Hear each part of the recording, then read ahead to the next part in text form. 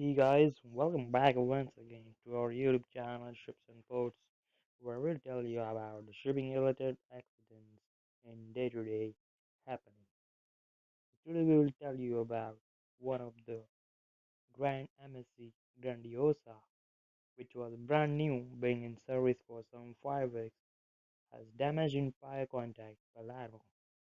Cruise ship MSC Grandiosa contacted fire while docking at Palermo, Italy at around 8:30 UTC, December 30.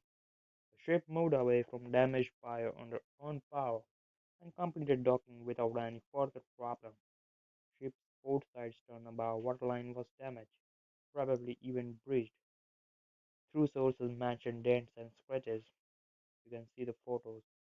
Giant ship is brand new, being serviced for some 5 weeks.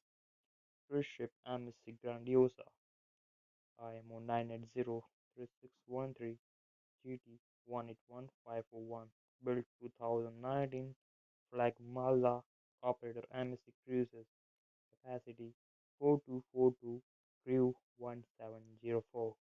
Thank you for being with our YouTube channel. Happy New Year in advance. Thank you, friends.